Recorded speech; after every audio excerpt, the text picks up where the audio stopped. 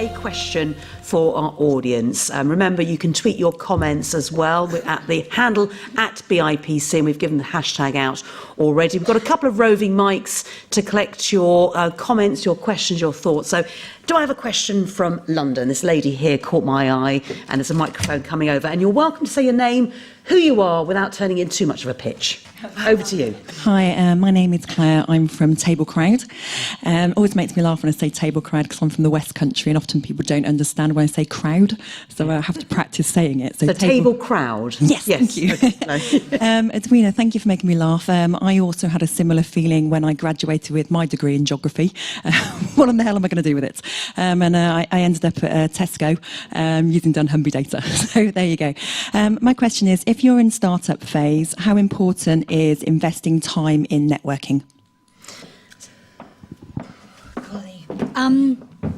I don't know that I was ever any good at it, to be honest. I used to go to parties, events, and I'd say, data's really exciting, and people would yawn and walk away. And it's funny now because people think data is strategic, but they didn't. And so I think it's very lonely, actually. I think I was just, it's like when you're a believer and no one else is. It's very lonely. And so it's networking. I think you need to surround yourself with people who are positive. That would be my encouragement. There are amazing people who see ideas, embrace ideas, and I think that's the most important thing. You can talk to a lot of people who just give you negative energy. I wouldn't encourage that. Networking crucial to your business? Yeah, so sales are fundamental to your business. Networking is fundamental to sales. Never forget Eddie Izzard saying, if you want to be a stand-up comedian, hang out with funny people. If you want to be an entrepreneur, hang out with other entrepreneurs.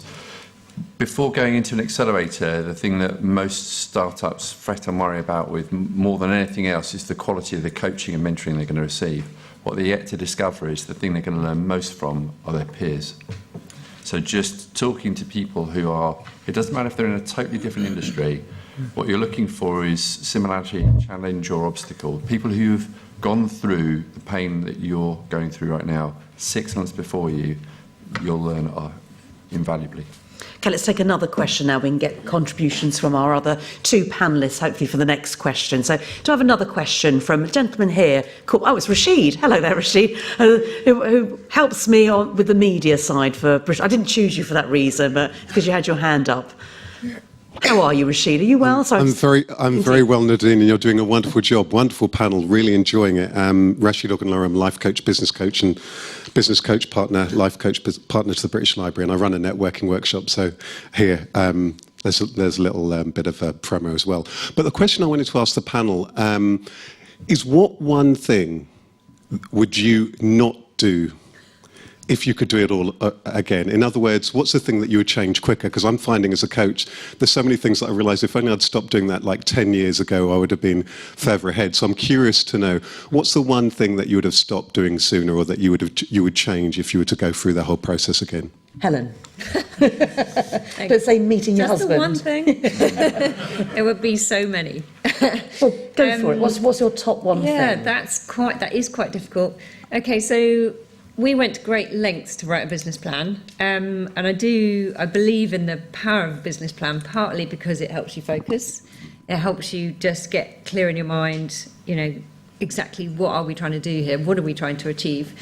But I think what we did was we became a bit slaves to it in the end. So it took us quite a long time to deviate from it. And as a small business, that's the beauty of a small business. You can move really fast, and that's a fantastic benefit we have over and above big business. They move really slowly, like massive container ships, whereas a small business is like a little tiny sailing dinghy. You hear that a lot, don't you, about business plans, but people still need to do them and want to do them. Yeah. Without the business plan, what do you think would have happened to your business? Do you think you'd have had the focus? I think Simon and I would have disagreed on a lot. Yeah. Because we're husband and wife, and that's, you inevitably there is disagreement in what you're trying to achieve. So yeah, I think it was really important to agree, to have some form of agreement about what is it we're trying to do. So I think without it, it probably would have all fallen apart very, very quickly. So it's a regret, but also it's a necessity to a certain extent. Okay, Lesley. It's quite interesting because we're an old business. You're assuming that we're large. So I employ 18 people, and we've been through a lot of growth and we've been through a lot of pain. And I think the thing that I would always say is, if you've got a vision, if you know what you're going to do, don't let anybody else, pretend to listen to them, all right? That's all I would say, pretend to listen. And I went to was given this chairman who was head of HMRC, lovely man, used to employing 2,000 people, no idea what it was like, because at that time we only had 6 people. And he said to me, I'm not even sure you've got a vision for the Institute. And I said, of course I've got a vision for the Institute. I said, we are going to be the leading authority in all aspects of international trade. And he went, he said, I wonder if we could just say one of the leading authorities. And I just said, not much of a vision though, is it? And you've just got to keep on with that whole, stay there, see it, listen to what everybody says, but just believe in what you're doing. Anything else? Simon, do you want to have a quick contribution to that one? Yeah, I think Luke Johnson's got an interesting view on it, which is all about the power of willpower. And the best entrepreneurs have phenomenal willpower. And I think the thing to stop doing is self-indulgence. Yeah. It's one of the things, celebrating women in business. One of the things that I think women are brilliant at is focus and not giving to self-indulgence in a way that men are notoriously terrible at. So if the printer fails, they will go and get spanners and start taking it apart, despite the fact they know nothing about printers. And actually they're supposed to be in a car on their way to Tesco. And there's nothing like a remedial trip to PC World in the afternoon to shop your way out of the misery that you're in. And so I would say it would be just really do the thing that's important, not the thing you really want to do. Edwina. Abandon your failures really fast. I think that's partly the same issue. I think you can get wrapped up with, I just need a little bit longer to make this work. I'm really going to turn this client round. I think deep down, just walk away and take the hit. So some great ideas there for you, Rashid. And I know we've got Jessica who's been monitoring the Twitter feed. So what have you got for us? What have you picked up on? Oh, thanks, Nadine. A couple of really interesting comments on Twitter and a few good questions. 2 in particular have caught my eye.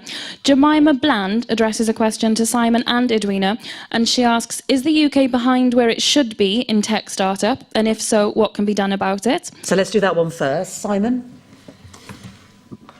So the answer, I think, is slightly affected by the current context. But if you'd asked me like 3 months ago, I'd have said unquestionably. And London specifically, possibly the best place on earth. It's about density and density of talent and the diversity of talent. And London has been phenomenal in attracting the most remarkable talent. Not just tech, not just entrepreneurs, but also investors. Where other geographies are famous for one innovation, so Silicon Valley with social media, London has education tech, has fintech, fashion tech, it has food tech, it just has the most amazing technology. So I would say it's been brilliant, but we can't be complacent, would be my answer. So the reason why I'm sort of pondering at the start of my answer is that we could throw it away. Lisbon's just hosted Web Summit and did an amazing job of it, and it just proves that actually we've got a lot of competition now. There are some other amazing places out there, and I'm passionate about the distribution. So in my own personal portfolio now, I'm investing in businesses that have nothing to do with London. And if you think about fintech, Malta, Switzerland are hot on the heels as well, aren't they? If not leading the way when it comes to sort of European ventures. And whereabouts in London are these hubs if people want to sort of hook up and get excited and be inspired? Where should they hang out? So in January 2012, we created Wayra in London, and there weren't that many then, and there weren't that many co-working spaces. Now there are loads of accelerators, loads of incubators, and loads of co-working spaces. You only have to Google it, and there is one here. We had a look at it earlier. There's fantastic resources here. So there's no shortage of opportunities for finding good places to hang out. I mean, here, British Library. Yes, Fabulous. Yeah, So well in the done. library. Good. Good plug. And you can talk as well. Yeah. Amazing. Edwina. I think the thing that I observed, I don't know if it's as true today, but I found that British people, because they love travel, will go anywhere in the world. So when a company does start to export, I found there was never any lack of energy to go and start in Canada or Korea or Japan. You know, the enthusiasm was enormous, and I think that's a great strength for this country. I think we have a real passion for travel, and that gives us the opportunity to not just start here, but to actually grow And internationally. And then from here. encourage that inward investment back in again when it comes to Yeah. people as well and talent. Yeah. Jessica, you had another question as well. I did, yeah. Following on from that question, our colleagues in Manchester Business and IP Centre have asked, in today's fast-moving climate where there's constant innovation and new technological developments, what's the best way to future-proof your business? So future-proof your business. Helen, nice easy ones for you, isn't there? Yeah. Yeah, I'm not sure that falls quite into my lap of chocolate production, but we it goes back to this point that I made earlier about being an SME and making the most of that opportunity. We are constant. We describe ourselves as innovative British chocolate because we are constantly, reimagining chocolate. What does chocolate? Why does it have to be? Why does milk chocolate have to be packaged in a purple packet? For example, which is what one of my very first employees said to me, the milk chocolate's got to be purple. Rubbish. No, thank you. It's green, by the way. Keep moving. You have to keep moving and reimagining the products.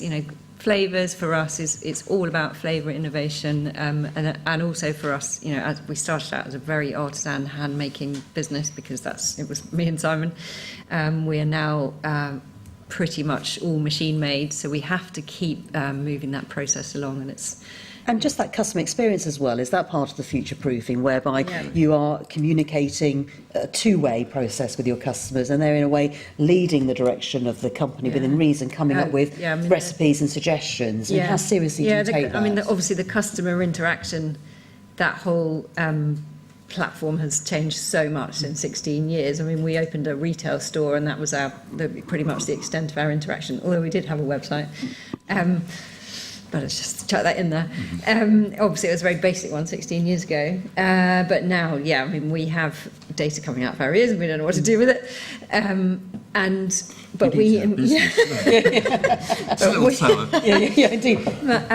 But obviously, so much comes from the customers, and they love it. Customers who come, they'll send in not only their feedback but their suggestions. Could you try and make us, or could you try and make me a milk chocolate with, kind of cardamom and vanilla? Okay, that's easy. We can do that. And we can be quite glib about social media, but I've read somewhere, Edwina, that you're a massive fan of it, and we're still just scratching the surface of it. Yeah, I think the focus has been too much on the very few people that create content, that say something, and that are visible. It's a tiny proportion. And it's an important proportion, but it is tiny. And actually, 95% of the market never says anything. It's a quiet consumer, and my interest is that of the quiet consumer, because we need to know what people love, even though they don't signal that. So it's to the question. I think it was Charles Darwin who's been slightly misquoted because it isn't the strongest of the species that survives. it's the most adaptive of the species that survive. So being adaptable then. Oh, it's very highbrow, isn't it? From zigzag to Charles Darwin. And just in terms of future-proofing your business, when you think about associations, they, do have that sort of dusty, male, pale, stale sort of image. And obviously you are the complete opposite of that look. But how do you make your association attractive to particularly younger people who may see it as dusty and old? Well, I have to say that, my focus is always on providing what people need, and I think as long as you keep on making sure you're giving people what they need, so we don't take any government funding, we don't, we actually believe in being commercial about what we offer, we talk to our students, we find out what people are doing, and international trade is always changing anyway, so we're always on top of what's happening, and I just think it's just about staying interested and not getting complacent about knowing what you think your customer needs, because actually, it changes. And then finally, obviously, time has got the better of us again, although, as I said, most of the speakers will be around afterwards, so you can have a chat with them during the networking break. Just some final thoughts, some sound bites of some top tips that you'd like people to think about when they leave this room and go back to start up their business or grow it over the next few days as a result of hearing some words of inspiration tonight. So, Lesley, if I can start with you, just some ideas that people would like to think about as they leave. Well, I just think that it's never too early to think about internationalising your business. As soon as the first name you choose, you should always check how it works internationally, because it will save you a lot of money later on if you can use that same name again and again. It sounds very obvious, but I worked with a guy who had a fabulous golfing thing. I'm sorry, I'm not a big golfer, but anyway, it was a fabulous golfing thing, and it was called Putt Master. And then when we realised how great it was going to be in the UK, we tried to take it over to the USA, and Putt Master was already registered. And his Putt Master was a sort of like something you put on the ground to guide you into the hole, and theirs was like a pair of manacles that you had to wear and kept your hands in the right position to do this. So I thought, well, these are two very separate products. Why don't we try and do a collaboration? And I wrote to them and asked them, and they said no. Yeah. So we had to then rename it in America, and we had to make all decisions about whether to keep with the marketing we'd done in the UK. That sort of thing. It adds up, and it's a big distraction. So find out whether it works in the UK and internationally at the same time. Helen, and your chocolate heaven, what messages would you like to impart? I guess for me that probably one of the most important messages, nothing to do with chocolate, and actually it steals from a very large sporting goods manufacturer, and it's just do it.